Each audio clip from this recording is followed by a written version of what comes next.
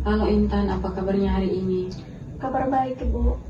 Syukurlah kalau kabar Intan baik. Intan datang menemui Ibu, apakah ada yang ingin dibicarakan? Ya, Ibu, terus terang saja sebenarnya ada sesuatu yang mau saya bicarakan dengan Ibu. Itulah mengapa saya datang kemari menemui Ibu. Bicaralah Intan, tidak perlu merasa takut karena dalam proses konseling ini sebagai konselor memiliki beberapa asas, salah satunya adalah asas kerahasiaan. Jadi apapun yang dibicarakan dalam proses konseling bersifat rahasia, hanya Tuhan, Intan, dan Ibu saja yang tahu. Jadi begini, Bu, saya ada masalah dengan tante saya. Sebenarnya saya masuk ke sekolah ini bukan karena keinginan saya, Ibu. Bukan keinginan kamu? Iya, Ibu, itu sungguh keinginan saya untuk masuk di sekolah ini. Sebenarnya awalnya saya mau masuk di SMK karena saya ingin mengambil perkantoran, Bu. Saya lebih suka dengan jurusan perkantoran ini karena memiliki banyak praktik. Bagaimana selayaknya orang-orang bekerja di kantor. Sedangkan kalau di SMA, kebanyakan belajar materi sesuai dengan mata pelajaran masing-masing. Dan saya rasa bahwa saya lebih mampu di jurusan perkantoran, Bu. Teruskan. Tapi tante saya menyuruh untuk masuk di sekolah ini, Bu. Katanya SMA lebih bagus daripada SMK. Kalau di SMK tidak ada waktu saya di rumah untuk bekerja dan belajar, karena kebanyakan praktek di luar. Jadi jurusan yang saat ini saya ambil di sekolah yaitu IPA tidak sesuai dengan minat saya, Bu. Jika itu memang tidak sesuai dengan minat yang kamu miliki, kenapa kamu mengikuti kemauan tante kamu untuk masuk di sekolah ini? Saya tidak berani menolak permintaan tante saya, Bu, karena di sini saya tinggal dengan tante saya dan tante saya lah yang membiayai uang sekolah saya. Saya takut ketika saya nekat untuk masuk di SMK, nanti tante saya marah dan tidak mau membiayai sekolah saya.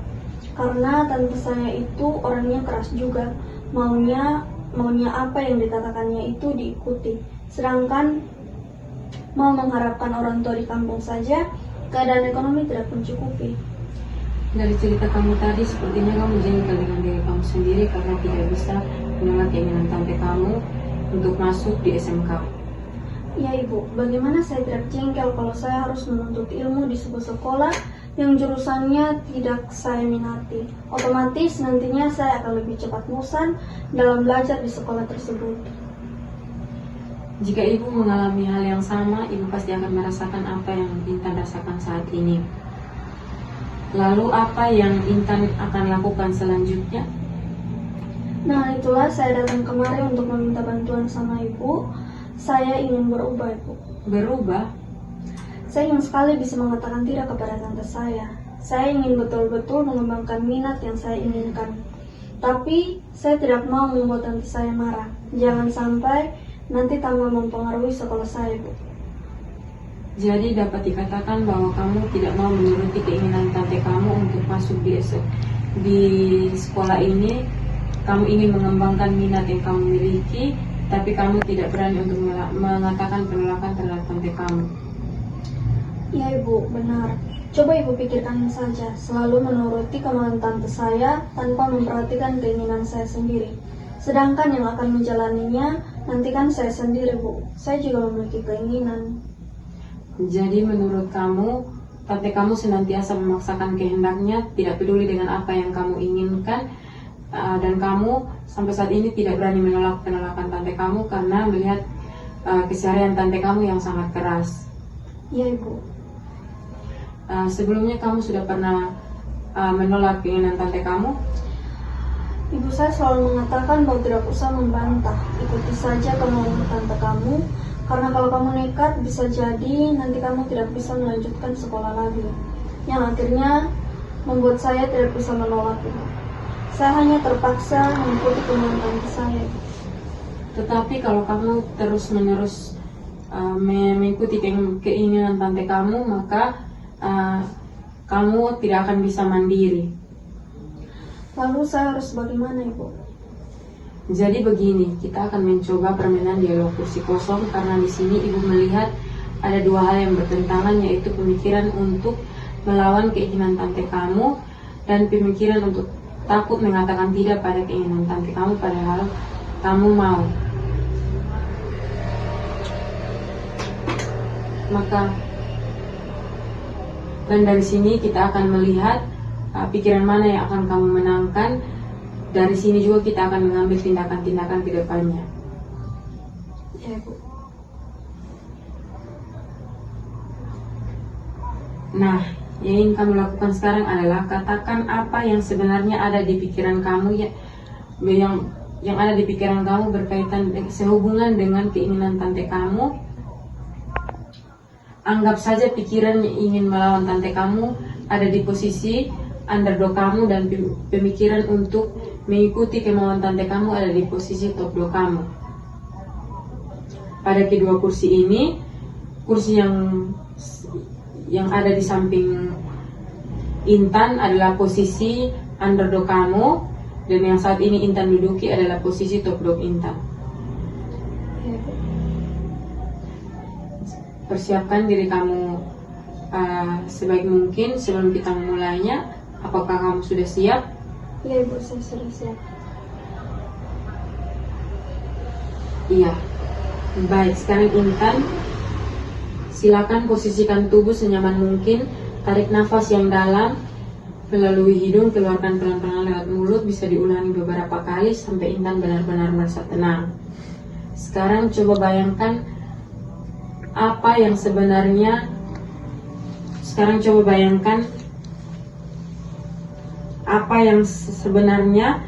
kamu inginkan saat ini sehubungan dengan keinginan tante kamu. Saya ingin mengatakan tidak sama tante saya, tetapi saya rasa tidak mungkin. Kata siapa tidak mungkin? Mana mungkin saya berani melawan tante saya, apalagi orang tua saya selalu mengingatkan agar jangan melawan. Dengan saya mengikuti apa yang tante saya inginkan, berarti saya berbakti kepada orang tua saya. Karena orang tua saya selalu mengatakan bahwa jangan pernah melawan, lebih baik diam daripada melawan. Saya pikir itu benar. Jadi Intan merasa bahwa mengikuti kemauan tante Intan adalah jalan terbaik, tidak peduli dengan apa yang Intan inginkan. Saya rasa memang demikian. Iya, memang benar. Tapi apakah dengan mengikuti kemauan tante Intan dapat dikatakan berbakti? Ya, mungkin tidak apa-apa kalau saya melawan sekali saja untuk memberitahukan kepada mereka tentang keinginan saya yang sebenarnya. Baiklah, silakan Intan pindah ke kursi yang sebelah.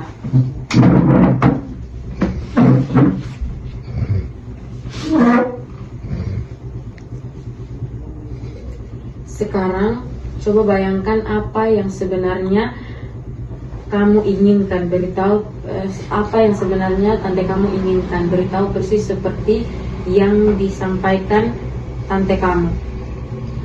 Intan, kamu harus menurut apa yang terbaik untuk kamu.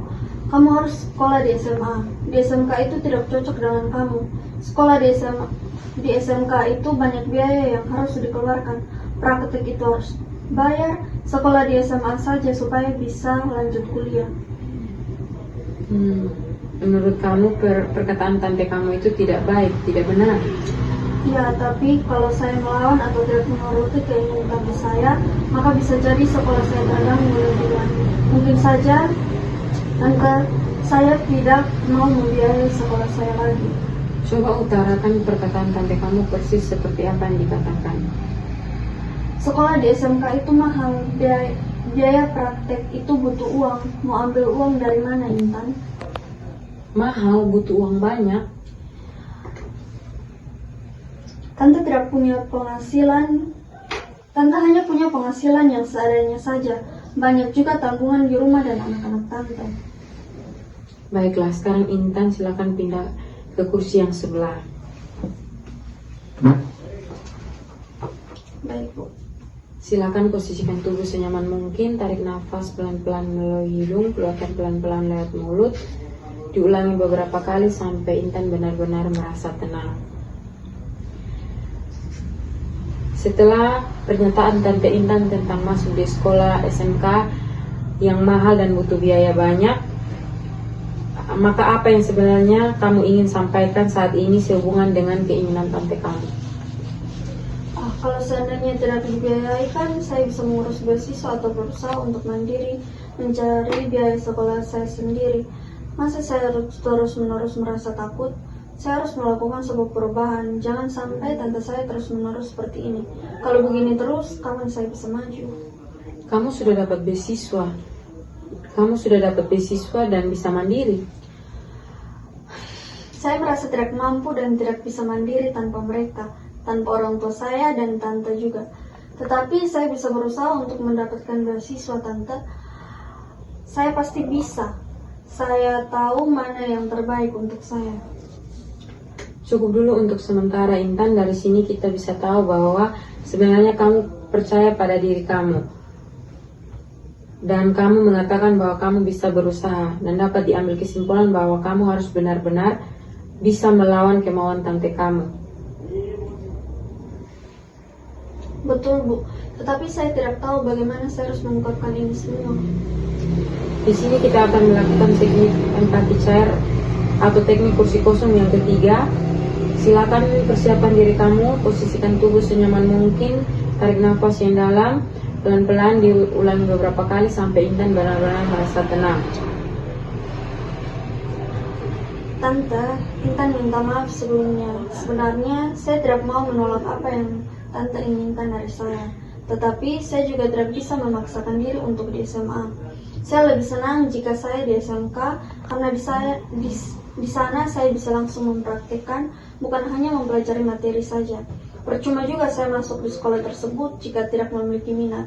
Saya hanya akan menghabiskan uang tante saja untuk biaya sekolah saya. Coba bayangkan bagaimana tanggapan tante kamu setelah kamu mengatakan yang sejujurnya. Iya, tidak apa-apa. Kenapa kamu tidak mengatakan ketika tante mendaftarkan kamu di SMA bahwa kamu lebih senang di SMK? Jika itu memang betul-betul kamu mau, silahkan kamu bisa pindah sekolah. Tante juga sadar bahwa seharusnya tante jangan terlalu mengikuti kemauan tante sendiri. Dan yang menjalaninya adalah kamu sendiri, bukan kamu yang akan merasakan suka dukanya. Setelah kita melakukan teknik ini, di mana kamu akan menyampaikan hal itu atau memberikan penjelasan kepada tante kamu? Nanti saya akan mencobanya, Bu, setelah saya sampai di rumah. Setelah proses konseling yang kita lakukan sejauh ini, bagaimana perasaan kamu? Saya sudah merasa lega, nyaman, tenang, dan bahkan saya memiliki keberanian untuk memberikan penjelasan kepada tante saya nanti.